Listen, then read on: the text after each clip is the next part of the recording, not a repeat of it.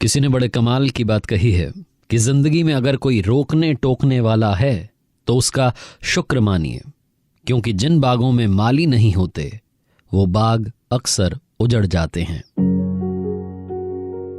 Hi guys, मेरा नाम है आरजे कार्तिक और आपके लिए एक छोटी सी कहानी। ये कहानी गांव में रहने वाले एक छोटे बच्चे की, जिसने एक दिन अपने फादर से पूछा कि पापा, खुश रहने का सीक्रेट क्या है। तो उसके फादर ने कहा कि बेटा, इतनी कम उम्र में आपने इतना बड़ा सवाल पूछा। उसके पापा उसे घर से बाहर लेकर के गए और सामने एक पहाड़ी पर महल था वो दिखाया और कहा कि बेटा, वहां पर वो व्यक्ति रहता है जो तुम्हें इस सवाल का जवाब दे सकता है। बच्चे ने पूछा कौन है? तो पापा ने कहा कि बेटा, वहां पर दुनिया के सबसे बुद्धिमान व्यक्ति रहते हैं। पिताजी से परमिशन लेकर के वो बच्चा अपने सवाल का जवाब जानने के लिए दूर पहाड़ पर उस महल तक पहुंचने के लिए चल पड़ा। जब वो पहाड़ चढ़ करके वहां पहुंचा उस महल के पास, तो उसको देखता रह गया। इतना सुंदर, आलीशान, भव्य महल। उस बच्चे को उस महल की सुंदरता इतनी अच्छी लग रही थी कि वो भूल गया कि क्यों आया था। फिर उसे याद आया कि जो मेन काम था वो तो करा ही नहीं। उसने पूछा किसी से कि वो बुद्धिमान व्यक्ति कहाँ रहते, तो उन्होंने बताया कि वो सामने जो दरबार लगा है वो उन्हीं का लगा है। उस लड़के ने वहां जाकर के देखा, बड़े बड़े व्यापारी आए थे। सब लोग अपनी समस्या का समाधान लेने के लिए आए थे। बहुत लोग आए हुए थे। कोई अपनी जिंदगी के बारे में जानना चाहता था, कोई परिवार के बारे में जानना चाहता था। इस लड़के ने अपनी बारी का इंतजार किया। इसकी बारी आई। जाकर के उन बुद्धिमान व्यक्ति को प्रणाम किया और कहा कि आपके बारे में पापा ने बताया। मैंने एक सवाल पापा से पूछा था, उन्होंने कहा कि आपसे पूछूं। मेरा सवाल यह है कि बस मुझे इतना सा बताइए, खुश रहने का सीक्रेट क्या है? वो मुस्कुराए। उन्होंने कहा कि बेटा, तुम इतनी कम उम्र में इतना भारी सवाल लेकर के आए हो। अच्छा, काम करो, मैं तुम्हें जवाब दूं उससे पहले मेरा घर तो देख लो, इस महल को तो देख लो। ये तो देखो कि आदमी कैसा है, उसका घर तो देखो, तब तो समझोगे। क्या पता मैं गलत बात कह दूं। उस लड़के ने कहा हाँ, सही बात है, मैं देख करके आता हूं। बुद्धिमान व्यक्ति ने कहा कि रुको, जाने से पहले एक शर्त है। तुम्हें चम्मच दे रहा हूं, एक चम्मच उसे दी। कहा कि इसे मुंह में रखना। उस चम्मच में 2 बूंद तेल डाल दिया और उस बच्चे से कहा कि बेटा, घूम करके आना, लेकिन याद रखना कि ये 2 बूंद तेल छलक ना जाए। लड़के ने कहा ठीक है। वो निकल गया। महल में घुमावदार सीढ़ियां थी। बचते बचाते धीरे धीरे धीरे धीरे पूरा महल वो घूमा और वापस आ गया। जब वापस आया उस बुद्धिमान व्यक्ति के पास, तो उन्होंने पूछा कि बेटा, महल देखा? लड़के ने कहा हाँ, देखा। बुद्धिमान व्यक्ति ने कहा कि वो झूमर देखा? इतना शानदार आलीशान झूमर हमने लटकाया हुआ है। लड़के ने कहा नहीं, वो नहीं देखा। बुद्धिमान व्यक्ति ने कहा कि तुमने वो बगीचा देखा जिसमें नायाब पेड़ लगाए गए हैं? दूर दूर से ढूंढ ढूंढ करके हम वो चुनिंदा पौधे लाए जिनसे ये पेड़ बने। तुमने देखे कि नहीं? लड़के ने कहा नहीं देखे। बुद्धिमान व्यक्ति ने कहा कि तुमने हमारी आलीशान लाइब्रेरी देखी कि नहीं? उसमें दुनिया की ऐसी किताबें रखी हुई हैं जिन्हें पढ़ लो तो सब कुछ समझ में आ जाए। बच्चे ने कहा नहीं, मैंने कुछ नहीं देखा, मेरा तो सारा ध्यान ये तेल की 2 बूंद पर था। बुद्धिमान व्यक्ति ने कहा कि एक काम करो, वापस जाओ, एक बार फिर से घूम करके आओ और फिर मुझे बताना। शर्त यही रहेगी, बस घूम करके आओ। बच्चा गया दोबारा। अब की बार उसने सब कुछ निहारा, एक एक चीज को अपनी आंखों में बसा लिया। उस सुंदरता को समेट करके जब वापस आया तो बुद्धिमान व्यक्ति को बताने लगा कि क्या आलीशान महल आपने बनाया है, क्या नक्काशी है। मैं तो मतलब समझ नहीं पा रहा हूं, इतना सुंदर महल है, काश मैं भी यहां पर हमेशा के लिए रह पाता। बुद्धिमान व्यक्ति ने कहा कि वाह, क्या बात है, अब तुमने हमारे महल को अच्छे से देख लिया। लेकिन एक बात बताओ, वो तेल कहां गया जो चम्मच में था? लड़के की नजर पड़ी, चम्मच में से वो तेल पता नहीं कब छलक गया, ध्यान ही नहीं गया उसका, क्योंकि अब की बार सारा ध्यान तो नक्काशी देखने में था, महल देखने में था। उसने कहा कि माफ कीजिएगा, वो तेल तो छलक गया। बुद्धिमान व्यक्ति ने कहा कि बेटा, बस यही है खुश रहने का सीक्रेट। बच्चे ने कहा समझा नहीं, क्या कहना चाह रहे हैं? उन्होंने कहा कि बेटा, जब तुम्हें पहली बार भेजा तो तुम्हारा सारा ध्यान चम्मच में गिरे उस 2 बूंद तेल पर था। दूसरी बार भेजा तो चीजों को देखने में ध्यान था और जो बेसिक रूल था उसे तुम भूल गए। ये बैलेंस बना करके रखना ही खुश रहने का सीक्रेट है। जो जिंदगी में बैलेंस बना के चलता है, फैमिली में, करियर में, वही खुश रहता है। आप जिंदगी में चाहे जिस मुकाम पर पहुंच जाएं, अपने बेसिक्स को मत भूलिएगा। जो वैल्यूज से जुड़ा रहता है, जो संस्कारों से जुड़ा रहता है, जिंदगी में वही ऊंचाई हासिल करता है और हमेशा खुश रहता है। सुन रहे हैं आप आरजे कार्तिक मोटिवेशन।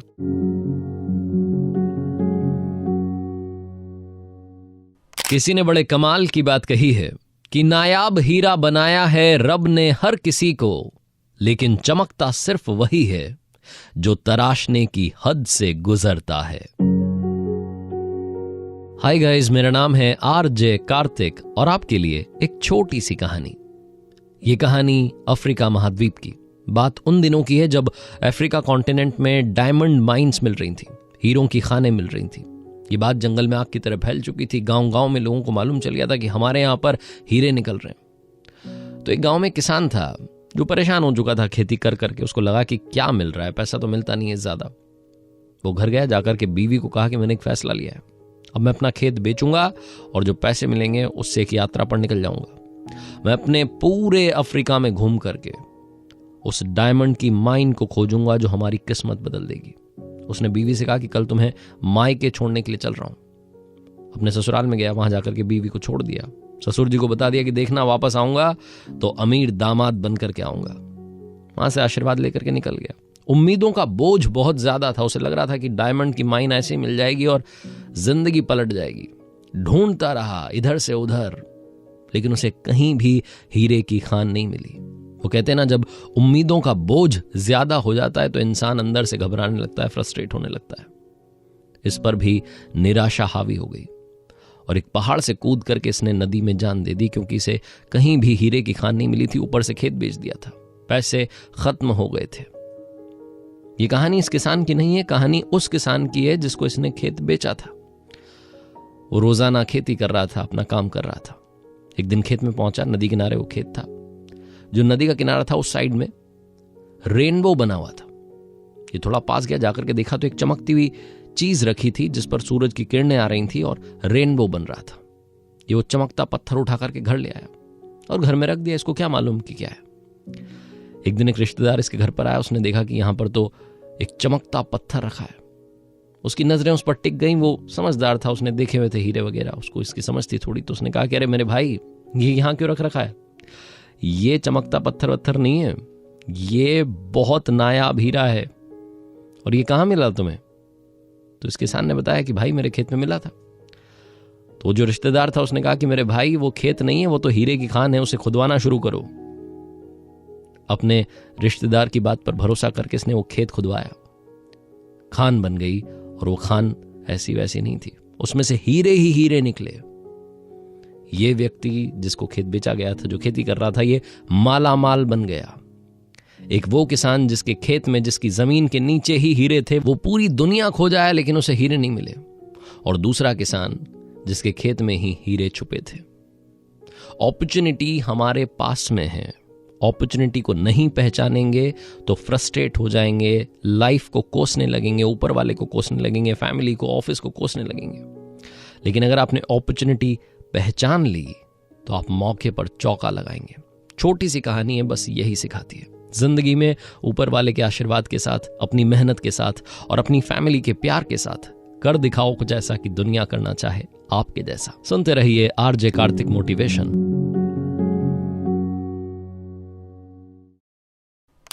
किसी ने बड़े कमाल की बात कही है कि लोग कहते हैं कि साथी तुम संघर्ष करो, हम तुम्हारे साथ हैं। लेकिन लोग अगर वाकई में आपके साथ होते तो संघर्ष करने की जरूरत ही नहीं पड़ती। हाय गाइस, मेरा नाम है आरजे कार्तिक और आपके लिए एक छोटी सी कहानी। ये कहानी एक जौहरी की, जिनकी यंग एज में ही डेथ हो गई। उनके इस दुनिया से चले जाने के बाद उनके परिवार में रह गए उनकी पत्नी और उनका छोटा बच्चा। मां कब तक घर का खर्च चला पाती? उनके पास में सेविंग्स के तौर पर सिर्फ और सिर्फ एक छोटी सी गहनों की पोटली थी। एक दिन मां ने अपने बच्चे से कहा कि बेटा, इस शहर में दूसरे किनारे पर एक दुकान है जो हमारे रिश्तेदार की है। तुम बस एक काम करना, वहां जाना और उनसे कहना कि अंकल जी मैं उनका बेटा हूं। पापा के बारे में बताना और कहना कि पापा जी का निधन हो गया है, हमारा परिवार संकट में है, आपकी मदद चाहिए, बस ये गहने खरीद लीजिए। मुझे लगता है कि बेटा वो हमारी मदद करेंगे, गहने सही दाम में खरीद लेंगे। छोटा बच्चा मां का आदेश मानते हुए चला गया। उस दुकान पर पहुंचा, जाकर के सारी रिश्तेदारी समझाई। वो जो रिश्तेदार थे उन्होंने कहा कि अरे बेटा आओ, बैठो, मुझे दिखाओ क्या तुम पोटली लेकर के आए हो। इस लड़के ने वो पोटली उन अंकल जी को दे दी। उन्होंने गहनों की पोटली देखने के बाद बच्चे को वापस लौटा दी और कहा कि बेटा एक काम करना, अभी बाजार मंदा चल रहा है, धीमा चल रहा है, सही दाम नहीं मिलेंगे, इसलिए पोटली ले जाकर के माँ को वापस दे दो। जब मार्केट ठीक हो जाएगा, सही दाम मिलने लगेंगे, तेजी आ जाएगी, तो तुमसे पोटली मंगवा लूंगा। तब तक के लिए तुम चिंता मत करो, तुम्हारी पढ़ाई का खर्चा मैं उठाऊंगा। और एक काम करना, स्कूल जाने के बाद जब शाम में थोड़ा बहुत वक्त मिले ना, तो दुकान पर आ जाना। यहाँ आकर के मेरे साथ में एक काम सीखना, तुम्हें काम भी सीखने को मिलेगा और बड़े होकर के तुम ये काम भी कर पाओगे। लड़के को अंकल जी बड़े अच्छे लगे। घर गया, जाकर के माँ को बताया कि वो तो बहुत अच्छे इंसान है, कह रहे हैं कि मेरी पढ़ाई का खर्चा वो उठाएंगे, और ये पोटली रख लो, जब मार्केट ठीक हो जाएगा, सही दाम मिलने लगेंगे तो हम बेच देंगे। कुछ साल ऐसे ही बीत गए। ये लड़का उस दुकान पर जाता था, काम सीखता था। एक दिन उन अंकल जी ने कहा कि बेटा एक काम करना, अब मार्केट ठीक हो गया है, माँ से कह करके वो पोटली लेकर के आ जाना, अब वो गहने बेचने का समय आ गया। लड़का घर गया, जाकर के माँ से कहा कि वो गहनों की पोटली मुझे दे दो, मार्केट में दाम सही मिल रहे हैं, सही समय है इनको बेचने का। माँ ने अंदर से लाकर के वो गहनों की पोटली दे दी। लड़का वो पोटली लेकर के अपने कमरे में गया और गहने देखने लगा, तो उसके पैरों के नीचे से जमीन खिसक गई। वो सारे के सारे गहने नकली थे। उसकी आंखों में से आंसू टप टप गिरने लगे। अगली शाम में बड़ी हिम्मत करके उस दुकान पर पहुंचा और अंकल जी ने पूछा कि बेटा वो गहनों की पोटली नहीं लाए? लड़के ने कहा कि आपने मुझे उस दिन क्यों नहीं बताया कि वो सारे के सारे गहने नकली हैं? आपने तो मुझे कहा कि घर ले जाकर के रख दो, जब मार्केट में दाम सही मिलने लगेंगे तब बेच देना। वो जो रिश्तेदार थे, उन अंकल जी ने कहा कि बेटा मैं उस दिन भी तुम्हें बता सकता था, लेकिन उस दिन बताता तो तुम और तुम्हारी माँ ये सोचते कि आज जब हमारे परिवार पर संकट आन पड़ा तो अंकल जी ने भी मुंह फेर लिया, हमारा साथ नहीं दिया। इसलिए मैं उस दिन चुप रहा। मैं चाहता था कि तुम काम सीखो और खुद से समझ जाओ कि वो गहने नकली हैं। लड़के ने अंकल जी के पैर छू लिए, उन्हें प्रणाम किया और कहा कि आप वाकई में ऊपर वाले के भेजे हुए इंसान हैं। छोटी सी कहानी है, लेकिन हमें सिखाती है रिश्तेदारों को कैसा होना चाहिए। दूसरी बात हमें सिखाती है लोगों को जज करना बंद कर देना चाहिए। तीसरी बात हमें सिखाती है हमें नहीं मालूम कि कौन किस सिचुएशन में है, उसका साथ हमेशा देना चाहिए। आप सुन रहे हैं RJ Kartik motivation.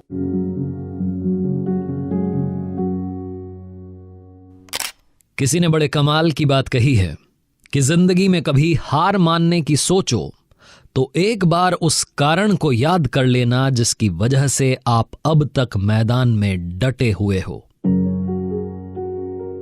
Hi guys, मेरा नाम है आरजे कार्तिक और आपके लिए एक छोटी सी कहानी। ये कहानी प्राची नाम की लड़की की, जिसने कॉलेज से पास आउट होने के बाद में जॉब के लिए अप्लाई नहीं किया। वो लड़की अपना बिजनेस शुरू करना चाहती थी। उसने एक स्टार्टअप शुरू किया कुछ दोस्तों के साथ में। शुरू में तो ठीक ठाक चला, लेकिन बाद में आइडिया फ्लॉप हो गया। वो स्टार्टअप फेल हो गया, पैसा डूब गया। प्राची अपने दोस्तों से कट गई, उनसे बात करना बंद कर दिया, अपने आप को कमरे में बंद रखने लग गई। घर वालों को भी उसने कुछ कहना सुनना सब बंद कर दिया। घर वाले भी कहते थे कि एक बार तो बात कर लो, लेकिन घर वालों से भी उसने बात करना बंद कर दिया। घर वालों को समझ नहीं आ रहा था कि क्या हो रहा है, ये इतनी जल्दी हार क्यों मान रही है, अभी तो एक ही बार कोशिश की थी, पहली कोशिश थी। प्राची की एक प्रोफेसर थी कॉलेज में, उन्हें बताया गया कि प्राची परेशान सी रहने लगी है। उन्होंने प्राची को कॉल किया और कहा कि एक बार मेरे घर पर आ जाओ, बस एक बार मुझसे मिल लो। उन प्रोफेसर मैम की प्राची बहुत इज्जत करती थी, इसलिए ना नहीं कर सकी। उनसे मिलने के लिए पहुंच गई शाम में। जब पहुंची तो प्रोफेसर मैम ने पूछा कि क्या हो गया है, क्यों परेशान हो? तो प्राची ने कहा कि मैम कुछ समझ में नहीं आ रहा है, हम एफर्ट्स कर रहे हैं, अपनी मेहनत कर रहे हैं, लेकिन रिजल्ट तो ऊपर वाले के हाथ में, फिर हम एफर्ट्स क्यों कर रहे हैं?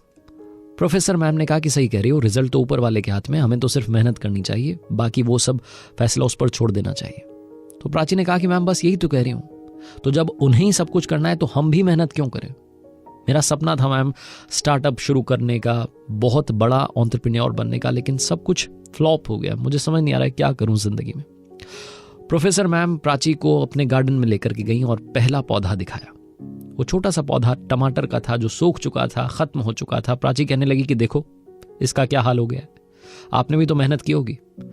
प्रोफेसर मैम ने कहा कि हाँ बिल्कुल मैंने मेहनत की, शुरू से लेकर के आखिरी तक इसका ख्याल रखा, खाद दिया, पेस्टिसाइड, कीटनाशक, हर वो चीज इस्तेमाल की जिससे कि इसको बचाया जा सके, लेकिन ये खत्म हो गया। बस वो पौधा दिखा करके प्रोफेसर मैम वापस प्राची को लेकर के आ गई। प्राची अपनी बात पर टिकी हुई थी कि एफर्ट्स करने से कुछ नहीं होगा मैम, रिजल्ट तो ऊपर वाले के हाथ में, हमें तो एफर्ट्स करना भी छोड़ देना चाहिए, मुझे लगता है कि सब कुछ उसको करने देना चाहिए। प्राची की बातें नेगेटिव साउंड कर रही थी। प्रोफेसर मैम ने कहा कि रुको, एक कॉफी पी लो, उसके बाद चली जाना। तुरंत वो कॉफी बना करके लेकर के आई। प्राची ने कॉफी पी, वो जाने के लिए तैयार हुई, लेकिन प्रोफेसर मैम ने कहा कि सुनो, एक बात और तुमसे करनी है, एक बार मेरे साथ आओ। वो प्राची को अपने घर के पिछले हिस्से में ले गई, जहां एक छोटा सा स्टोर रूम था। उन्होंने दरवाजा स्टोर रूम का खोला और जैसे ही दरवाजा खोला, अंदर लाल टमाटरों के ढेर लगे थे। प्राची चौंक गई। उसने कहा कि अभी तो आपने मुझे टमाटर का सूखा पौधा दिखाया, ये इतने सारे लाल टमाटर कहां से आ गए? प्रोफेसर मैम ने कहा कि बेटा, तुमने गार्डन का सिर्फ पहला पौधा देखा और मैं तुम्हें वापस लेकर के आ गई। तुमने पूरा गार्डन देखा ही नहीं।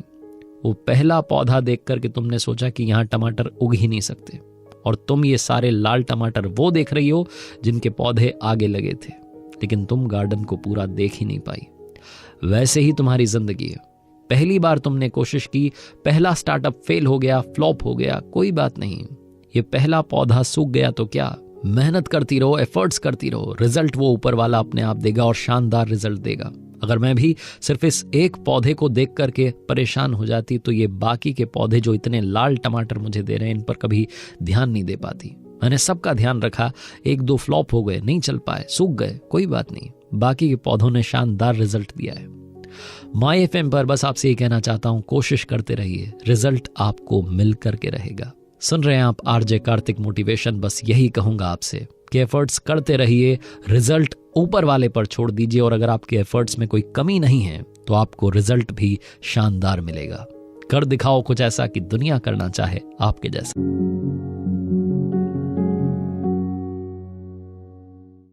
किसी ने बड़े कमाल की बात कही है कि इस दुनिया में लोग हमसे 3 वजहों से जुड़ते हैं।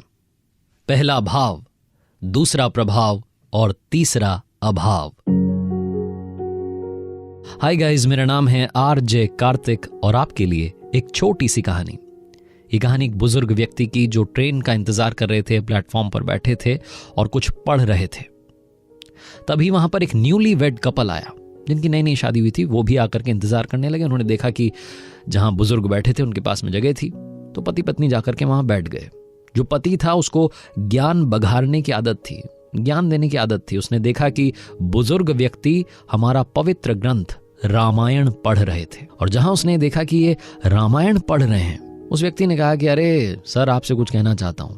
कहां आप ये पुरानी चीजें पढ़ते रहते हैं, कुछ नया पढ़िए। इतने सारे आर्टिकल्स आते हैं अखबारों में, वेबसाइट्स पर हैं, इतने सारे न्यूज़पेपर्स हैं, इतनी सारी नई नई बुक्स आती हैं, उनके बारे में पढ़िए, या फिर OTT पर कुछ नया कंटेंट देखिए। कब तक ये पुरानी बातें, पुराने ग्रंथ पढ़ते रहेंगे? वो कहने लगा। बुजुर्ग व्यक्ति चुप रहे, चुपचाप पढ़ते रहे। तभी ट्रेन आ गई। ट्रेन में काफी भीड़ थी। पीछे के रास्ते से बुजुर्ग व्यक्ति चढ़ गए और आगे के रास्ते से वो लड़का चढ़ गया। ट्रेन रवाना हो गई। कुछ सेकंड्स के लिए वहां प्लेटफॉर्म पर रुकी। छोटा स्टेशन था, और जैसे ही ट्रेन चली 1 मिनट के अंदर वापस चेन पुलिंग हुई। बुजुर्ग व्यक्ति ने पूछा कि भाई क्या हो गया? तो किसी ने बताया कि एक लड़का आगे चढ़ा था, उसकी पत्नी पीछे प्लेटफॉर्म पर छूट गई है। बुजुर्ग व्यक्ति नीचे उतर करके आए कोच से बाहर और देखने लगे तो वो लड़का भागा जा रहा था अपनी बीवी को लाने के लिए। उसकी पत्नी को लेकर के आया। दोनों पति पत्नी ने ट्रेन बोर्ड की, और उसके बाद में बुजुर्ग व्यक्ति ने उस लड़के से कहा कि बेटा, वैसे तो मैं तुम्हें ज्ञान देना नहीं चाहता था, लेकिन अब कहना चाहता हूं। तुमने कहा कि मैं पुराना ग्रंथ रामायण क्यों पढ़ रहा हूं। तुम्हें पता है, रामायण में एक छोटा सा किस्सा है।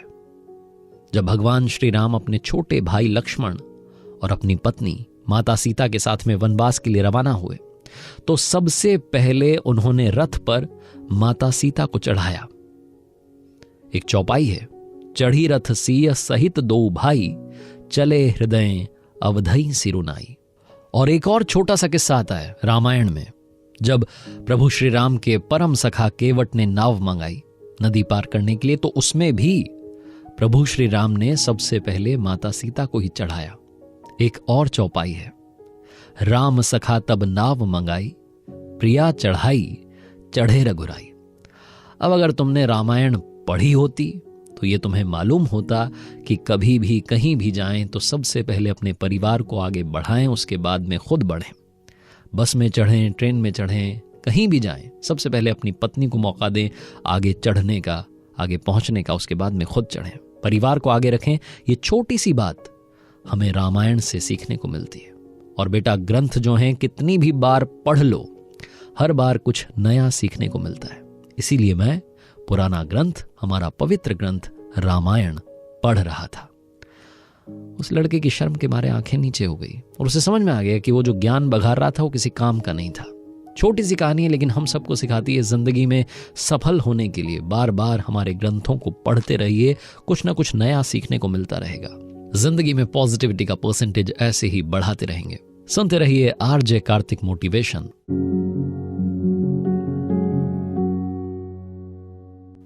किसी ने बड़े कमाल की बात कही है कि आंख दुनिया की हर चीज को देख सकती है, लेकिन आंख के अंदर कुछ चला जाए तो उसे कभी नहीं देख पाती। इंसान भी दुनिया की कमियों को हमेशा देखता रहता है, लेकिन अपने अंदर की कमी को कभी नहीं देख पाता।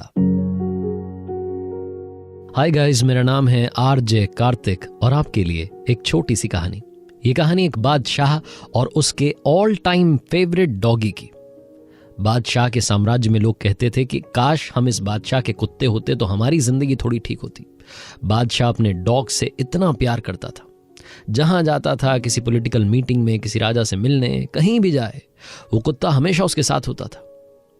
लोग मिसाल भी देते थे कि अगर जानवरों से प्यार करना सीखना है तो बादशाह से सीखिए। वैसे बादशाह को इस बात से कोई फर्क नहीं पड़ता था कि लोग क्या कह रहे हैं। उसे अपने कुत्ते से, अपने डॉगी से प्यार था तो था। वो हमेशा उसे अपने साथ रखता था। एक बार बादशाह को समंदर पार किसी दूसरे बादशाह से मिलने के लिए जाना था। बादशाह ने अपने सैनिकों से कहा कि ये डॉगी भी हमारे साथ जाएगा। सैनिक कुछ नहीं कह सके, चुपचाप उस आदेश को मानना था। एक बड़ी सी नाव तैयार की गई जिसमें कुछ और लोग भी उस राज्य के जाने वाले थे, क्योंकि उन्हें भी उस दूसरे देश में जाना था। उस नाव में राजा साहब थे, उनके साथ में कुछ सैनिक थे, कुछ मंत्री थे और कुछ नॉर्मल पैसेंजर्स थे, और साथ में था राजा साहब का वो प्यारा सा डॉगी। उस कुत्ते के लिए पहली समुद्री यात्रा थी, पहली बार वो नाव में बैठ रहा था। जानवर होते हैं, उनमें एक अलग उत्साह होता है। जैसे वो नाव में बैठा, इधर से उधर घूमने लगा। उस डॉगी को शुरू में मस्ती सूझ रही थी और बादशाह को अच्छा लग रहा था कि उनका डॉगी मस्ती कर रहा है, लेकिन धीरे धीरे उन्हें खतरा समझ में आने लगा कि ऐसे ही दौड़ता रहा तो कहीं नाव ना पलट जाए। जो यात्री बैठे थे उनको भी डर सता रहा था, लेकिन वो बोल नहीं पा रहे थे। उनमें से एक फिलोसोफर था, दार्शनिक था। हिम्मत करके बादशाह के पास गया और जाकर के कहा कि हुजूर, गुस्ताखी माफ, लेकिन आप अगर आदेश दें तो इस डॉगी को ठीक कर दूं। उन्होंने कहा जरूर। बादशाह को भी समझ में आ गया था कि इसको चुपचाप बैठाना जरूरी है। वो फिलोसोफर गया, जाकर के 2 और यात्रियों की मदद ली और उस डॉगी को उठा करके पानी में डाल दिया। जहां ठंडा पानी उसको लगा और जहां उसे समझ में आया डॉगी को कि कहीं डूब ना जाए, उसे खतरा समझ में आया, वो डर के मारे घबरा गया। थोड़ी देर में इस पैसेंजर ने, जो फिलोसोफर था, इसने बाकी के दोनों यात्रियों की मदद से वापस उस कुत्ते को उठा करके नाव में डाल दिया। और जैसे ही वो कुत्ता नाव में आया, वो डॉगी चुपचाप जाकर के कोने में दुबक करके बैठ गया। ये छोटा सा चमत्कार था। बादशाह को भी समझ में नहीं आया कि क्या हुआ।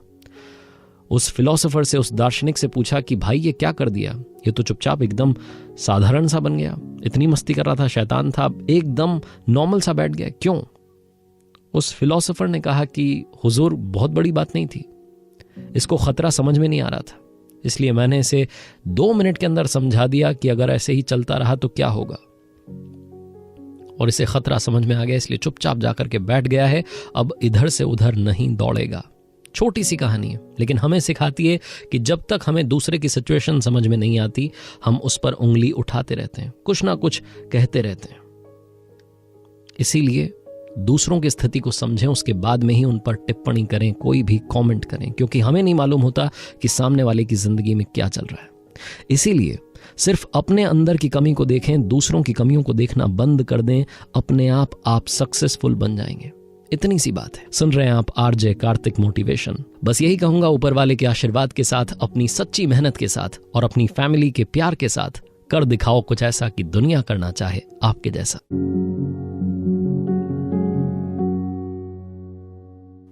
किसी ने बड़े कमाल की बात कही है कि तट पर बैठे बैठे तेरे हाथ कहां कुछ आएगा, रत्न मिलेंगे तुझको जब सागर की तह में जाएगा। कुछ ना आया हाथ, समझना डुबकी अभी अधूरी है। चाहे जितना भी हो मुश्किल, पहला कदम जरूरी है। हाय गाइस, मेरा नाम है आरजे कार्तिक और आपके लिए एक छोटी सी कहानी।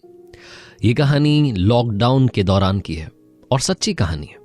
लॉकडाउन के वक्त हमारे देश में कई सारे लोग थे जिनके पास में पैसों की कमी थी, खाने की कमी थी, जिनके पास में हर तरीके का संकट आ चुका था, जो काफी लोगों से मदद मांग रहे थे लेकिन उतनी मदद मिल नहीं पा रही थी जितनी चाहिए थी। ऐसा ही एक कैब ड्राइवर था जो परेशान था। कैब्स चलना बंद हो चुकी थी, सब कुछ बंद था। वो समझ नहीं पा रहा था कि क्या करे। उसने बहुत लोगों को कॉल लगाई लेकिन बात नहीं बनी। एक दिन पता नहीं क्या हुआ, अचानक से चमत्कार हुआ। एक व्यक्ति का कॉल आया और उसने कहा कि भाई साहब अपना अकाउंट नंबर भेजिए, आपकी बैंक का नाम, ये सब डिटेल भेजिए, मैं आपको पैसे भेज रहा हूं। ये समझ नहीं पाया। इसने पूछा कि मैंने आपसे मदद मांगी थी। उसने कहा अरे सब छोड़िए, आप पहले बैंक डिटेल्स भेजिए, बाद में बात करते हैं। कॉल डिस्कनेक्ट हो गया। इस कैब ड्राइवर को समझ नहीं आया कि कौन है जो मेरी मदद करना चाह रहा है, जान ना पहचान, और मैंने तो मतलब इससे मदद भी नहीं मांगी, कौन है ये। घर वालों से बात की, उन्होंने कहा एक बार भेज दो ना, सही होगा तो मदद कर देगा। हिम्मत करके बैंक डिटेल्स शेयर कर दी।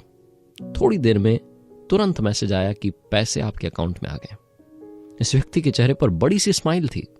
इसकी फैमिली में एक हल्की सी खुशी आ गई थी कि वाह, ऊपर वाले ने हमारी सुन ली। तभी कॉल आया उसी व्यक्ति का जो बैंक डिटेल्स मांग रहा था। फोन उठाते ही इस कैब ड्राइवर ने सबसे पहले पूछा कि आप कौन हैं, मेरी मदद क्यों की आपने। सामने वाले व्यक्ति ने कहा कि अरे भाई साहब, आप भूल गए, 4 महीने पहले मुझे दिल्ली जाना था, सुबह 6 बजे की ट्रेन थी और आप ही मुझे लेने आए थे घर से स्टेशन तक। आपकी कैब में था, स्टेशन पहुंचा, मेरा फोन आपकी गाड़ी में छूट गया। मैं अंदर स्टेशन पर चला गया, प्लेटफॉर्म पर पहुंचा तो मुझे याद आया कि मेरा फोन मेरे पास नहीं है। मुझे उस दिन एक जरूरी इंटरव्यू के लिए दिल्ली जाना था। वो सब तो मैंने छोड़ दिया। मैंने कहा आज का तो दिन ही मनूस है। मेरा फोन गायब हो गया। दौड़ करके बाहर आया लेकिन आपकी कैब कहीं नहीं दिखी। मैं गुस्सा करने लगा, गालियां देने लगा, पता नहीं मैंने क्या क्या कह दिया उस दिन आपको। बहुत ज्यादा मूड खराब हो गया था। सुबह सुबह 6 बजे जब मुझे एक उम्मीद के साथ में दिल्ली जाना था, मेरी जिंदगी में ऐसा लग रहा था कि सब खत्म हो गया।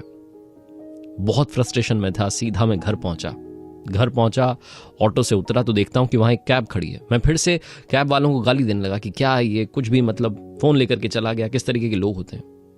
तभी मैंने देखा कि कैब का दरवाजा खुला और आप निकले। आपने मेरा फोन सबसे पहले मुझे दिया और कहा कि भाई साहब, यहां घर पर ताला लगा है, बड़ी देर से यहां खड़ा हूं, कोई दिख जाए तो उसे फोन दे दूं। मेरी आंखों में खुशी के आंसू थे और साथ में मुझे गिल्ट फील हो रही थी कि मैंने आपको गलत समझा। उस दिन आपने वो हजारों का फोन लौटा करके मुझे करोड़ों की बात सिखा दी। पहली बात, किसी को भी जज ना करें। दूसरी बात, हर इंसान अच्छा होता है, बस थोड़ा सा भरोसा करना शुरू करें। बस तब से मैंने आपका नंबर सेव कर लिया था और अब जब लॉकडाउन लग गया, सब कुछ बंद था, तो मुझे आपकी याद आई। मुझे लगा कि आपकी मदद करनी चाहिए, आपको पैसों की जरूरत होगी। बस इसीलिए आपको कॉल कर दिया और आपको पैसे भेज दिए। अब बस थैंक यू मत कहिएगा, क्योंकि थैंक यू तो मुझे कहना है आपको, क्योंकि आपने मुझे काफी कुछ सिखाया। इसलिए थैंक यू। छोटी सी कहानी है लेकिन हमें सिखाती है कि जिंदगी में भरोसा रखिए, सब कुछ अच्छा होगा और अच्छा काम करते चलिए, उसका रिजल्ट हमेशा अच्छा मिलता है। आप सुन रहे हैं आरजे कार्तिक मोटिवेशन।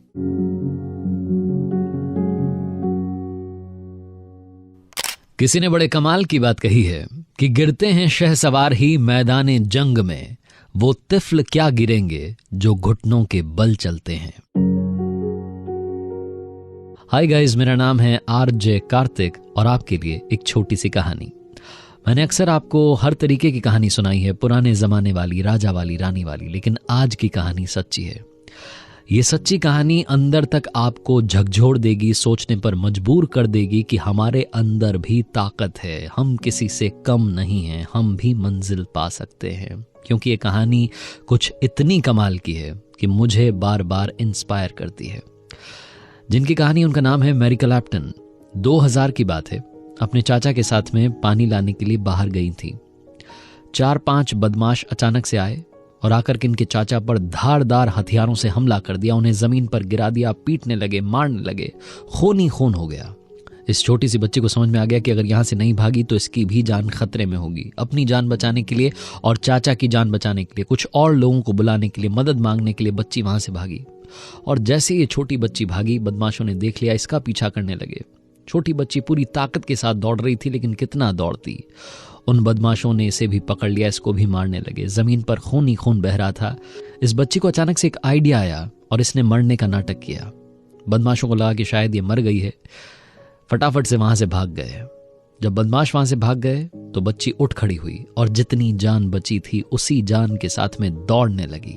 जब दौड़ रही थी तो देख रही थी कि खून बहता चला जा रहा था, गिरता चला जा रहा था। अपनी हथेलियों को देखा तो हथेलियां बस हाथों से निकलने के लिए तैयार थीं, गिरने वाली थीं, खून ही खून हो रखा था। जैसे तैसे घर पहुंची, घर वालों से मदद ली, अस्पताल पहुंची। जब हॉस्पिटल पहुंची तो डॉक्टर्स ने कहा कि ऑपरेशन करना होगा। 4-5 घंटों के ऑपरेशन के बाद में इसकी जान बचा ली गई, लेकिन इसके दोनों हाथ नहीं बच पाए। अब सबसे बड़ी समस्या थी परिवार के सामने कि हॉस्पिटल का खर्चा कैसे दिया जाए, वो जो बिल है कैसे पे किया जाए। दूर के रिश्तेदारों को कॉल लगाया, उनसे बात की, उनकी मदद मांगी, जैसे तैसे हॉस्पिटल का बिल पे किया।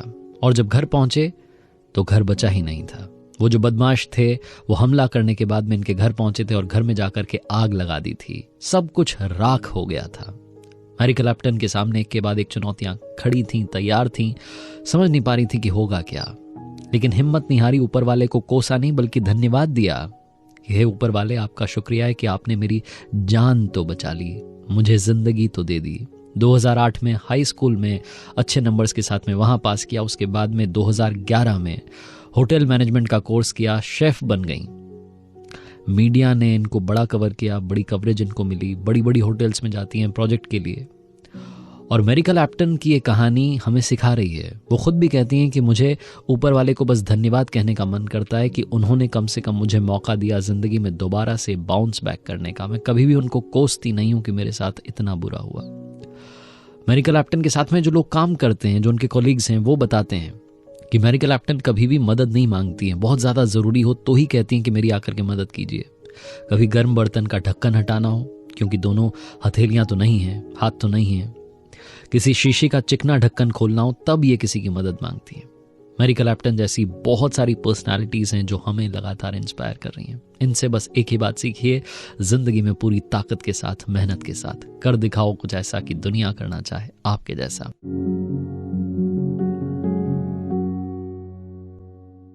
किसी ने बड़े कमाल की बात कही है कि जिंदगी में बीच रास्ते से लौटने का कोई फायदा नहीं, क्योंकि बीच रास्ते से लौटने पर आप उतनी ही डिस्टेंस कवर करेंगे जितने में शायद आप मंजिल तक पहुंच जाएं। हाय गाइस, मेरा नाम है आरजे कार्तिक और आपके लिए एक छोटी सी कहानी। ये कहानी एक छोटे राज्य और बड़े राज्य के बीच के युद्ध की। पहला दिन था, छोटे राज्य पर उस बड़े राज्य ने आक्रमण किया और इनके सैनिक धीरे धीरे कम होने लगे, सैनिकों की मौत होने लगी, युद्ध भीषण होता जा रहा था। लेकिन ऊपर वाले ने कुछ शायद और सोचा हुआ था। शाम हो गई और युद्ध में विश्राम हो गया। छोटे राज्य की सेना वापस लौट रही थी। इसके सेनापति और राजा अभी भी जिंदा थे। राजा ने अपने सेनापति से कहा कि जाकर के सैनिकों से कह दो कि कल हम अटैक करेंगे, हम आक्रमण करेंगे और कल जीत हमारी होगी। जहां उस राजा ने सेनापति से कहा, सेनापति अंदर ही अंदर ये सोचने लगा, मन ही मन परेशान होने लगा कि राजा साहब को क्या हो गया है। अपने सामने हार को देख करके शायद बौखला गए हैं, परेशान हो गए हैं और अब ऐसी बात कर रहे हैं कि हम, जो कि संख्या में कम हैं, हम आक्रमण करेंगे। लेकिन राजा का आदेश था, मानना था। सेनापति ने जाकर के जो सैनिक बचे थे उनको इकट्ठा किया और कहा कि दोस्तों, कल के युद्ध में हमें आक्रमण करना है, हम अपनी तरफ से पहले हमला बोलेंगे और कल जीत हमारी होगी। सेनापति ये कहकर के वापस अपने विश्राम करने के लिए जो स्थान था वहां चला गया। लेकिन सैनिकों के बीच में अब ये बात होने लगी कि शायद सेनापति का दिमाग फिर गया है, राजा का दिमाग फिर गया है। उनको भी ये लग रहा था कि हम कैसे जीतेंगे। अगली सुबह सब लोग तैयार हुए, युद्ध के लिए तैयारी थी।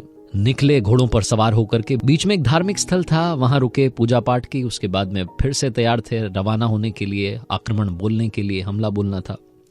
तभी राजा ने कहा कि सुनिए, मैं आप सबसे कुछ कहना चाहता हूं। अब की बार राजा ने अपनी सेना को, सेनापति को संबोधित किया और कहा कि मेरे पास में एक सिक्का है। आज यहां हम ऊपर वाले के दर पर आए हैं, इनके दरवाजे पर हैं। क्यों ना यहीं पर हमारे भाग्य का फैसला हो जाए। एक सिक्का मैं उछालूंगा, अगर हेड आता है तो हमारी जीत पक्की और टेल आता है तो हमारी हार पक्की। यहीं ऊपर वाला हमें बता देगा कि आज के रण में, आज के युद्ध में क्या होने वाला है। राजा ने सिक्का उछाला और सिक्का जब उछल करके नीचे जमीन पर गिरा तो वाकई में हेड आ गया, यानी कि इनकी जीत पक्की थी। सैनिकों का कॉन्फिडेंस डबल हो गया। रण में गए, युद्ध में गए और इस छोटे राज्य की सेना ने पहले हमला बोला और जीत हासिल कर ली, जो कि संख्या में बड़े कम थे। जब जीत मिल गई तो सेनापति ने जाकर के राजा से कहा कि राजा साहब, कमाल कर दिया, आपका जो फैसला था वो सिक्का उछालने वाला, वाकई में कहते हैं ना कि भाग्य के आगे किसी की नहीं चलती। मतलब भाग्य ने हमें पहले ही बता दिया था कि हम जीतने वाले हैं। राजा ने कहा कि देखो, ये रहा वो सिक्का, दोनों तरफ इसमें हेड है, कहीं से भी गिरता जीत तो हमारी होनी थी। ये सिर्फ मैंने इसलिए उछाला था ताकि तुम्हें भी विश्वास आ जाए कि हम जीत सकते हैं। जिंदगी में दोस्तों हमेशा याद रखना, अगर आपने आधा रास्ता तय कर लिया है तो वापस मत मुड़ना, क्योंकि वापस आएंगे, वो डिस्टेंस कवर करेंगे, उतनी ही डिस्टेंस में शायद आप मंजिल तक पहुंच करके अपनी जीत का झंडा बुलंद कर सकते हैं। जिंदगी में अपनी मेहनत के साथ, ऊपर वाले के आशीर्वाद के साथ और अपनों के प्यार के साथ कर दिखाओ कुछ ऐसा कि दुनिया करना चाहे आपके जैसा।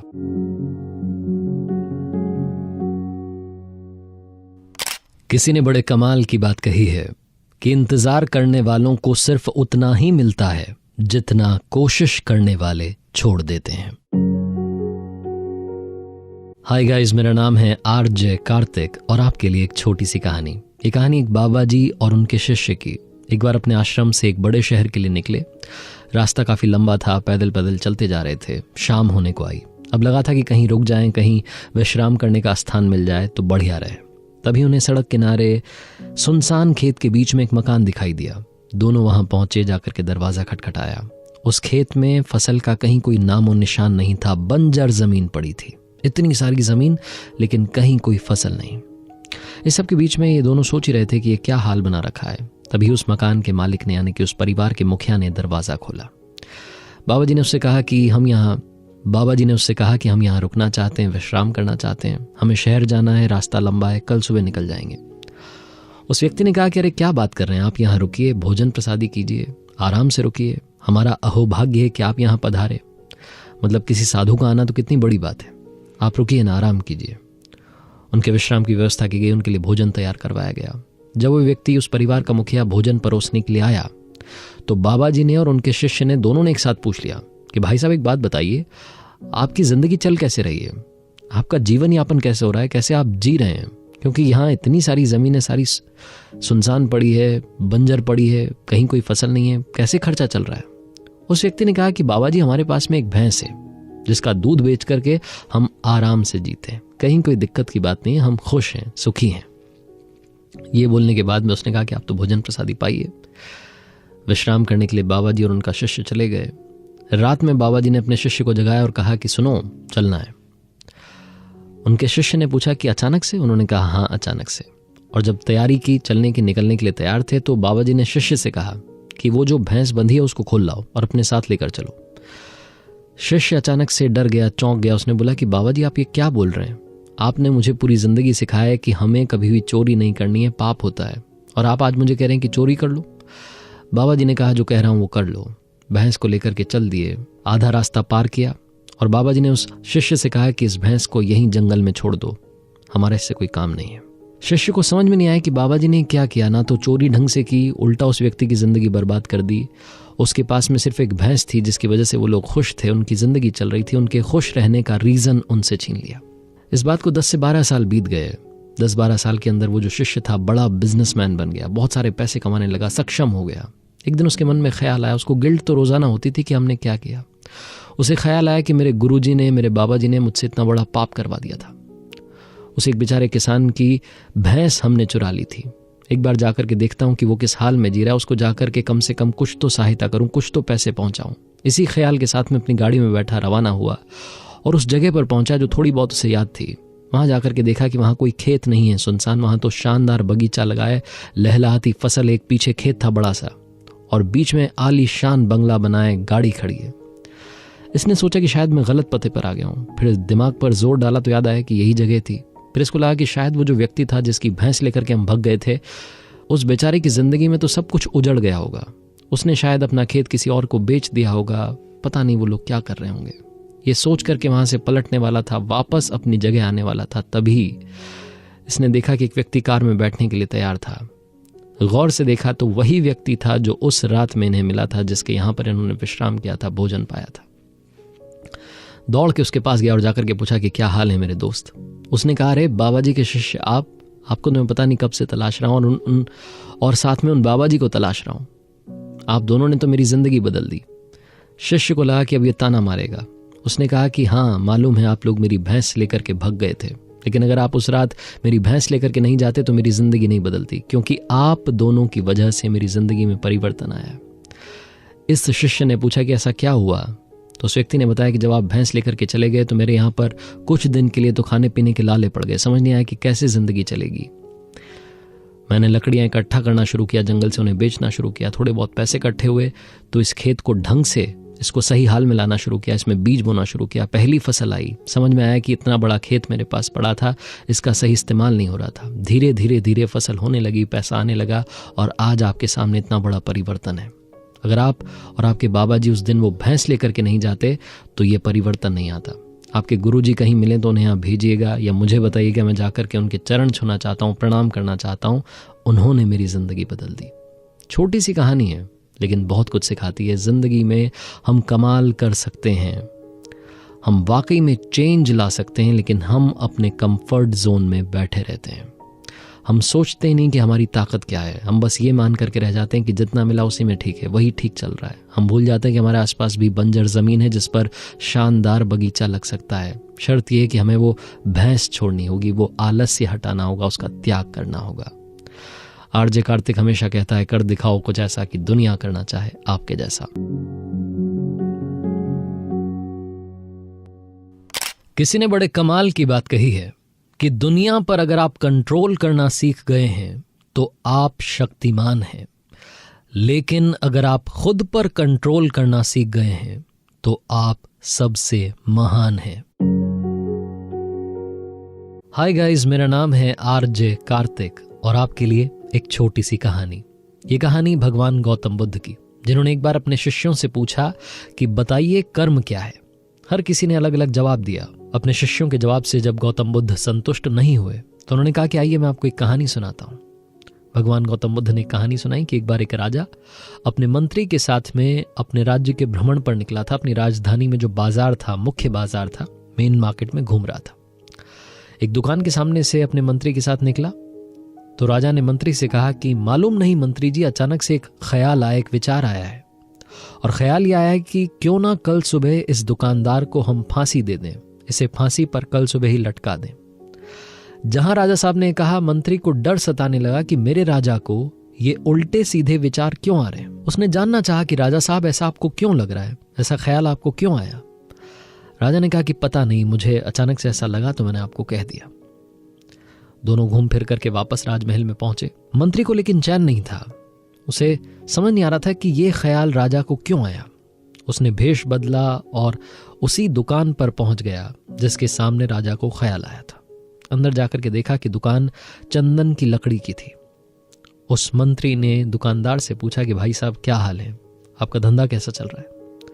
दुकानदार रोने लगा कि कहाँ धंधा चल रहा है, बहुत सारे लोग आते हैं, चंदन की लकड़ी सूंघते हैं, वापस चले जाते हैं, खरीदता कोई नहीं है। आपको पता है भाई साहब, मैं तो इंतजार कर रहा हूं कि कब इस राज्य के राजा की मृत्यु हो जाए। जब उसकी मृत्यु हो जाएगी, वो मर जाएगा, तो उसके अंतिम संस्कार में हमारे यहाँ से कम बहुत सारी चंदन की लकड़ियां जाएंगी। मेरा धंधा वहां से शायद कुछ उठ पाए, कुछ पैसा हमारे घर में आ पाए। मेरे तो घर का चूल्हा जलना मुश्किल हो गया। वो दुकानदार रोता चला जा रहा था, बार बार राजा के लिए कह रहा था। जहां उसने ये राजा की बात रखी, मंत्री को समझ में आ गया कि क्यों राजा साहब को विचार आया कि इसे फांसी पर कल सुबह लटका दें। मंत्री बड़ा बुद्धिमान था, उसने कुछ लकड़ियां, चंदन की लकड़ी उससे खरीदी दुकानदार से, और खरीदने के बाद में कहा कि परेशान मत रहो, मुझे चंदन की लकड़ी की जरूरत पड़ती रहती है, मैं आता रहूंगा आपके यहाँ से चंदन की लकड़ी खरीदता रहूंगा, आप मस्त रहो, निश्चिंत रहो, प्रसन्न रहा करो। ये कहकर के वहां से मंत्री चल दिया। अगली सुबह दरबार में पहुंचा, राजा के सामने वही चंदन की लकड़ी जो खरीद करके लाया था उसे पेश कर दी और कहा कि राजा साहब, आप चौंक जाएंगे, आश्चर्य में पड़ जाएंगे। आपको मालूम है ये तोहफा आपको किसने भेजा है? ये उसी दुकानदार ने भेजा है जिस दुकान के सामने आपको ख्याल आया था कि उस दुकानदार को फांसी पर लटका दें। उसने आपके लिए ये चंदन की लकड़ियां तोहफे में भेजी हैं। राजा बड़ा खुश हुआ और सोचने लगा, अंदर ही अंदर गिल्ट फील करने लगा कि ये क्या हुआ। मैं उस दुकानदार को फांसी देना चाहता था, वो तो मेरे लिए इतना अच्छा सोच रहा है। राजा ने अपनी तरफ से सोने की गिन्नियां भिजवा दी। जब उस दुकानदार को मालूम चला कि राजा साहब ने आपको तोहफा दिया है, सोने की गिन्नियां आपके लिए भिजवाई हैं, सरप्राइज दिया है, तो बड़ा खुश हुआ और अंदर से गिल्ट फील करने लगा कि मैं फालतू में राजा के मरने का इंतजार कर रहा था। हमारे यहाँ के राजा कितने दयालु हैं, कितने अच्छे हैं। हमारे राजा इतने दयालु हैं कि इनको मेरी भी उम्र लग जाए, इनकी उम्र बढ़ जाए। बहुत सारी अच्छी दुआएं राजा के लिए भेजने लगा। मंत्री की बुद्धिमानी ने सब कुछ सेटल कर दिया। भगवान गौतम बुद्ध ने शिष्यों से कहा कि कहानी खत्म हो गई है, बताइए अब बताइए कि कर्म क्या है। किसी ने कहा कि जो हम बोल रहे हैं वो हमारे कर्म हैं, किसी ने कहा कि जो कर रहे हैं वो हमारे कर्म हैं। भगवान गौतम बुद्ध ने कहा कि हमारे विचार ही हमारे कर्म हैं। उस दुकानदार को सिर्फ एक विचार आया था और सिर्फ उसके विचार ने राजा के मन में भी एक विचार डाल दिया कि क्यों ना इसको फांसी पर लटका दिया जाए। जैसे आपके विचार होंगे वैसे आपके कर्म होंगे, और जितने अच्छे विचार होंगे उतनी अच्छी आपकी जीत होगी, उतनी शानदार आपकी जीत होगी। इसलिए कर्म करने से पहले अपने विचारों को बदलिए, क्योंकि विचार ही आपके कर्म बनते हैं। जो आपके थॉट्स होते हैं वही आप आगे जाकर के अपनी लाइफ में इम्प्लीमेंट करने की कोशिश करते हैं। आरजे कार्तिक बस यही कहेगा, कर दिखाओ कुछ ऐसा कि दुनिया करना चाहे आपके जैसा।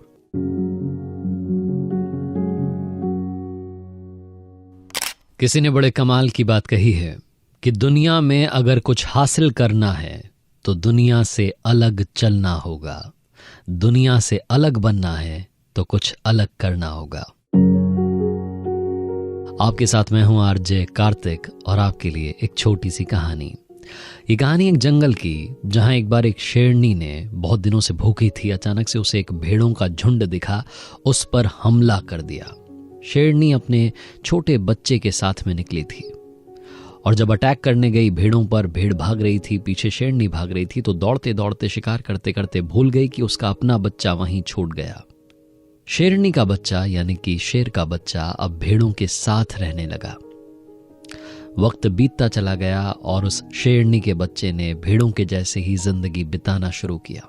जब वो बड़ा हो गया तब भी वो भेड़ों की तरह ही रहता था।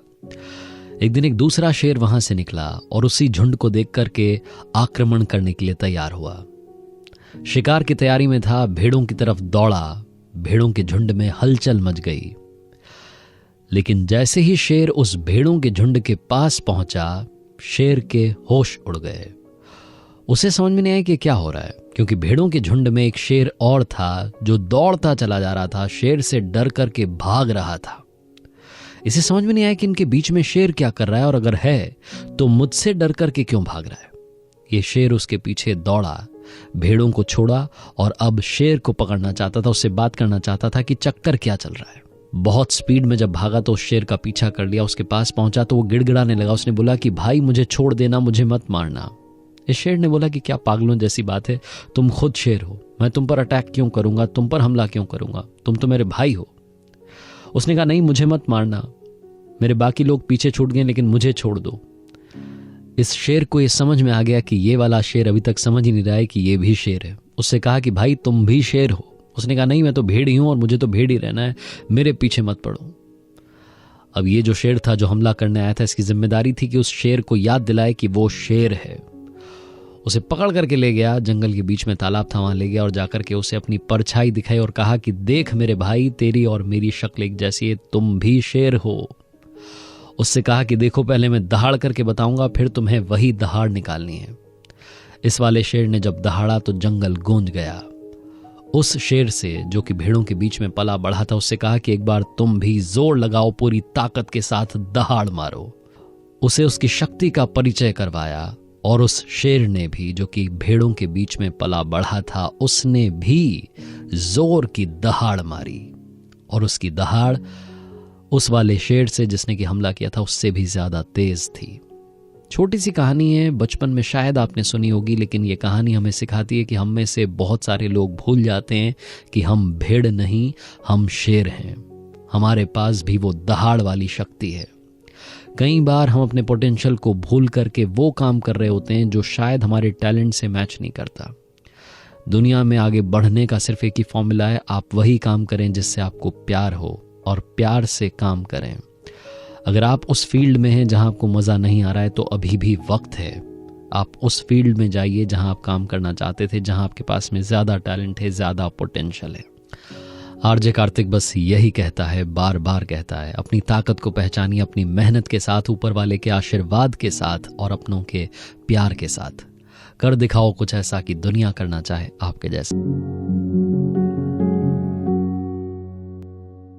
हम में से कई सारे लोगों को लगता है कि मेरी लाइफ कंप्लीट नहीं है, कभी भी वो 100% वाली खुशी मिलती नहीं है।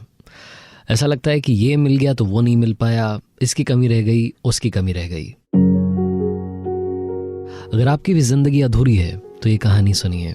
हाय गाइस, मेरा नाम है आरजे कार्तिक और आपके लिए एक छोटी सी कहानी। ये कहानी एक ऐसे व्यक्ति की जो ऑफिस से आने के बाद में रोजाना अपने लिए कॉफी तैयार करता था और कॉफी का मग लेकर के अपनी हाई राइज अपार्टमेंट वाली जो बिल्डिंग थी, जो उसका फ्लैट था, उसकी बालकनी में आ जाता था। शाम का वक्त होता था, रोजाना आसमान को निहारता था, चिड़ियाओं को वापस आते देखता था और अपनी बिल्डिंग के पास में एक और बिल्डिंग बन रही थी, एक और कंस्ट्रक्शन साइट थी जहां पर मजदूरों के बच्चे खेल रहे होते थे, उन्हें देखता था। वो सारे के सारे बच्चे रोज कोई ना कोई नया खेल खेलते थे, लेकिन पिछले 10 से 15 दिनों में उन बच्चों ने एक नया खेल खेलना शुरू किया था, रेलगाड़ी वाला। उनमें से एक बच्चा इंजन बनता, बाकी बच्चे डिब्बे बनते और पीछे वाला बच्चा गार्ड वाला कोच बनता। ये व्यक्ति जब भी ऑफिस से आता, उन बच्चों का खेल देखता, इसके चेहरे पर खुशी आती क्योंकि इतने बड़े शहर में अकेला रह रहा था। पिछले 4-5 दिनों से इसने एक बात नोटिस करना शुरू की कि ये जो खेल खेल रहे हैं इसमें कहीं तो गड़बड़ है, क्योंकि रोजाना जो इंजन वाला बच्चा था वो बदल जाता था।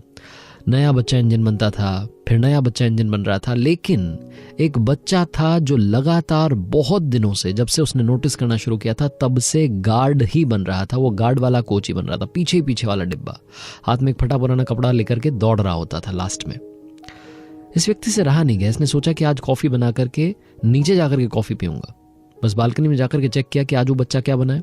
आज भी वो बच्चा पीछे वाला गार्ड वाला कोच ही बना था, वही डिब्बा था लास्ट वाला। ये बंदा फटाफट से लिफ्ट का इस्तेमाल करके नीचे पहुंचा, अपनी बिल्डिंग से बाहर निकला, वहां पास में जहां कंस्ट्रक्शन हो रहा था वहां पहुंचा, बच्चे खेल रहे थे।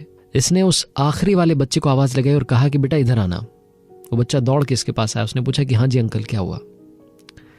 इस व्यक्ति ने उस लड़के से कहा कि बेटा एक बात बताओ, तुम लोग रोजाना यहाँ करके खेलते हो? उस बच्चे ने कहा हाँ जी खेलते हैं। क्या वो आप पढ़ाई करते हैं? आपको डिस्टर्ब तो नहीं हुआ हमारे खेलने की वजह से? इस व्यक्ति ने कहा नहीं कोई डिस्टर्ब नहीं हुआ, मैं तो बस एक सवाल पूछना चाह रहा था और मेरा सवाल ये था कि तुम रोजाना आकर के यहाँ खेल खेलते हो, ये रेलगाड़ी वाला खेल मुझे लगता है शायद 10-15 दिनों से खेल रहे हो। उस बच्चे ने कहा हाँ जी आपको तो बड़ा मालूम है। इस व्यक्ति ने कहा कि लेकिन सवाल ये है कि तुम रोजाना आकर के यहाँ गार्ड वाला डिब्बा क्यों बनते हो, सबसे पीछे क्यों खड़े होते हो? कभी तुम्हारा मन नहीं करता कि इंजन बनूं? उस लड़के ने जो जवाब दिया ध्यान से सुनिएगा। उस लड़के ने कहा कि बाबू साहब मेरा भी मन करता है कि मैं भी इंजन बनूं, लेकिन दिक्कत पता है क्या है, मेरे पास में ना कोई शर्ट या टी शर्ट नहीं है जिसे अगर मैं पहन लूं तो मैं इंजन बन पाऊं, क्योंकि मैं इंजन बन जाऊंगा तो मेरी शर्ट या टी शर्ट पकड़ करके ही तो पीछे वाले लड़के खड़े होंगे, तभी तो ये गेम चल पाएगा। अब मेरे पास में टी शर्ट या शर्ट तो नहीं है, एक ये फटा पुराना सा कपड़ा है, इसलिए सबसे पीछे आता हूँ, खड़ा हो जाता हूँ और गार्ड बन जाता हूँ। जहां इस व्यक्ति ने सब सुना, इसने फटाफट से अपनी पॉकेट में से निकाल के कुछ रुपए उस बच्चे को दिए और कहा कि बेटा कल सबसे पहले तो टी शर्ट खरीद लेना और तुम्हारी पढ़ाई का खर्चा आज से मैं उठाऊंगा। छोटी सी कहानी है, लेकिन यही सिखाती कि लाइफ में कभी भी 100% वो जो हम चाहते हैं ना खुशी मिल जाए, वो नहीं हो सकता, जिंदगी अधूरी रहेगी। इस छोटे से लड़के की कहानी हमें बस यही सिखाती है कि लाइफ में उसके पास में टी शर्ट नहीं थी, शर्ट नहीं थी, लेकिन वो कभी रोया नहीं। रोजाना आकर के उसी एनर्जी में खेलता था, उसी उत्साह के साथ में खेलता था और रोज आकर के गार्ड वाला डिब्बा बन जाता था। अपने हाथ में एक फटा पुराना कपड़ा लाता, रोज उसको घुमाते घुमाते पीछे बन जाता गार्ड और खेलता रहता था। कभी उसने कंप्लेंट नहीं की कि मेरे पास में टी शर्ट नहीं है, शर्ट नहीं है, मैं खेल नहीं खेलूंगा। वो इसी हाल में खुश था कि चलो सबसे आखिरी में सही, लेकिन खेलने का मौका तो मिल रहा है। जिंदगी में अगर आपको लगता है कि कहीं अधूरापन है तो उसे भी एंजॉय करना शुरू कीजिए, आपको मालूम भी नहीं चलेगा और वो जो खाली स्पेस है अचानक से भर जाएगी। काफी सारे लोग कहते हैं कि हम तो अकेले हैं, सिंगल हैं, जब तक आप सिंगल हैं तब तक इन लम्हों को भी जीना शुरू कीजिए, क्योंकि एक बार जब शादी हो जाएगी तो लाइफ में फिर आपको मालूम ही नहीं चलेगा कि वो दिन कहाँ गए जब मैं अकेला था।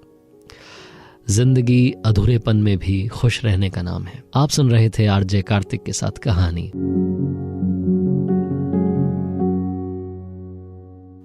किसी ने बड़े कमाल की बात कही है कि जमाने को मत बदलो, बदलना है तो खुद को बदलो, जमाना खुद ब खुद बदल जाएगा। आप सुन रहे हैं आरजे कार्तिक के साथ एक नई कहानी। ये कहानी एक खूबसूरत मोहतरमा की, जिनकी फ्लाइट का टाइम हो रहा था। भागते दौड़ते फाइनली उन्होंने फ्लाइट बोर्ड की। वो आखिरी पैसेंजर थी, सारे के सारे उनको घूर रहे थे, लेकिन मैडम का जो तरीका था उसमें कहीं कोई चेंज नहीं आया था। वो उल्टा एयरलाइंस वालों को ही उल्टा सीधा कह रही थी। जाकर के अपनी सीट पर बैठी, प्लेन ने टेक ऑफ किया। जब आसमान में प्लेन पहुंचा तब तक उन्हें सांस में सांस आई।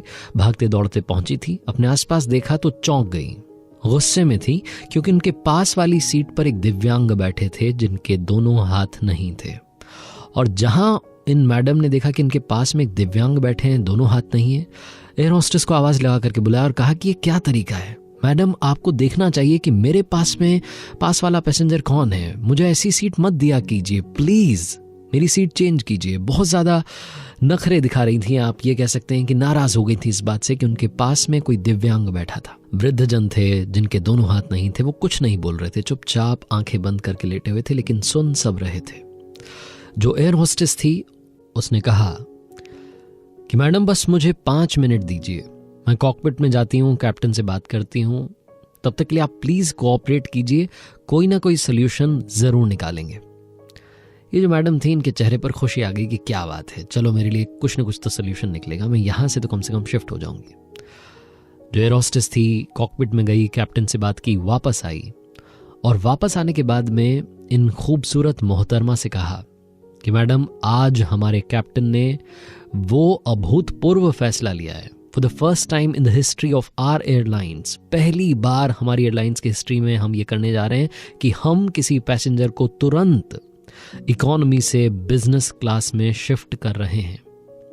जहां उस एयर होस्टेस ने ये कहा, इन मैडम के चेहरे पर और खुशी आ गई। इन्होंने कहा क्या बात है। थोड़ा सा इनको ना डराना पड़ता है, डांटना पड़ता है, तब जाकर के लाइन पर आते हैं।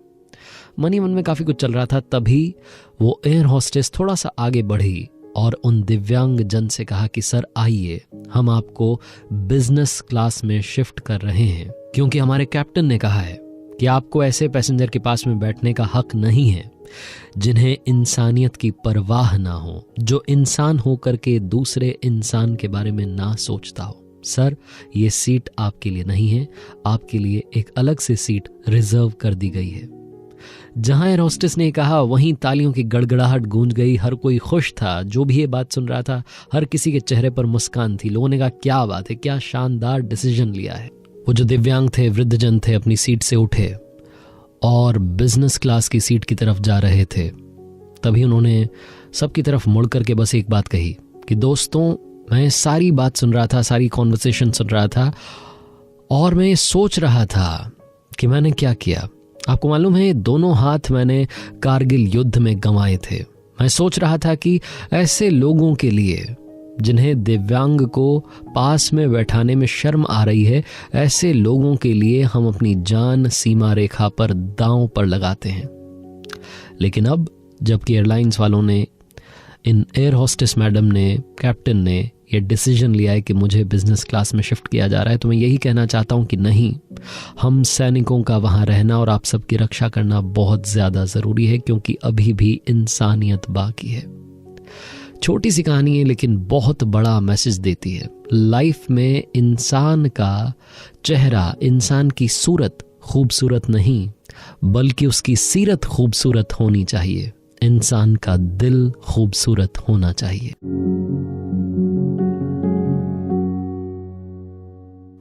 किसी ने बड़े कमाल की बात कही है कि जब सही वक्त आता है तो जहां बॉल पड़ती है वहां आदमी बैट नहीं घुमाता, बल्कि आदमी जहां बैट घुमाता है बॉल वहां पड़ती है।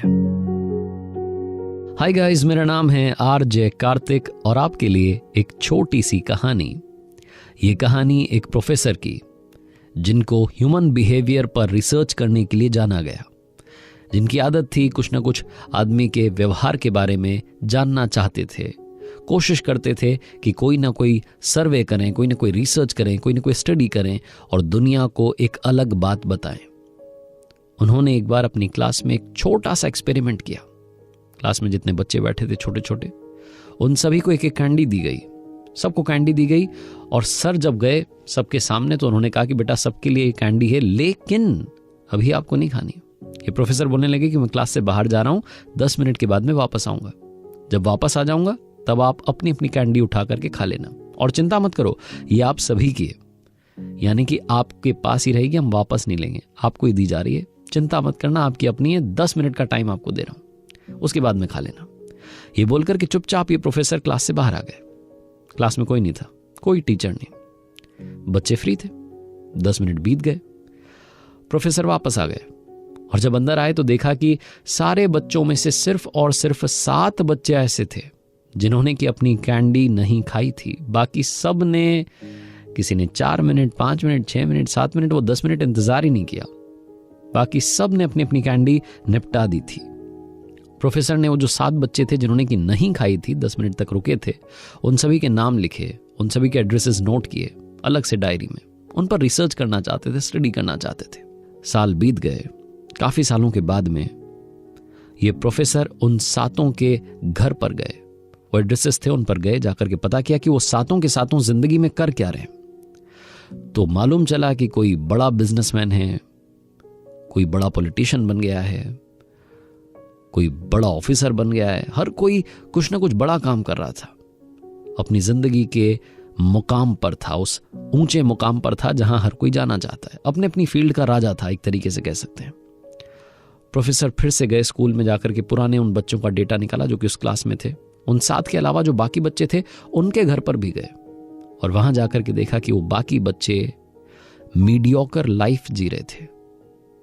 बड़े तो हो गए थे लेकिन काम वही मामूली सा कर रहे थे, उस ऊंचाई पर नहीं पहुंच पाए थे जिस ऊंचाई पर वो 7 बच्चे थे। प्रोफेसर ने अपनी उस छोटी सी स्टडी से दुनिया को बस ये बताया कि पेशेंस कितना जरूरी है। सिर्फ 10 मिनट इंसान वेट नहीं कर सकता तो वो सक्सेसफुल नहीं बन सकता। ये छोटी सी इस स्टडी का रिजल्ट था। प्रोफेसर का नाम है वॉल्टर और ये जो एक्सपेरिमेंट किया इसका नाम था मार्शमेलो थ्योरी। मार्शमेलो थ्योरी नाम से इस एक्सपेरिमेंट को जाना गया। मार्शमेलो इसलिए क्योंकि जो कैंडी थी वो मार्शमेलो थी। जो इंसान 10 मिनट इंतजार नहीं कर सकता वो कभी सक्सेसफुल नहीं बन सकता। यही प्रोफेसर वॉल्टर का कहना था। विनर बनने का सबसे बड़ा मंत्र है धैर्य। जिसने सब्र रखा उसने दुनिया को जीत लिया।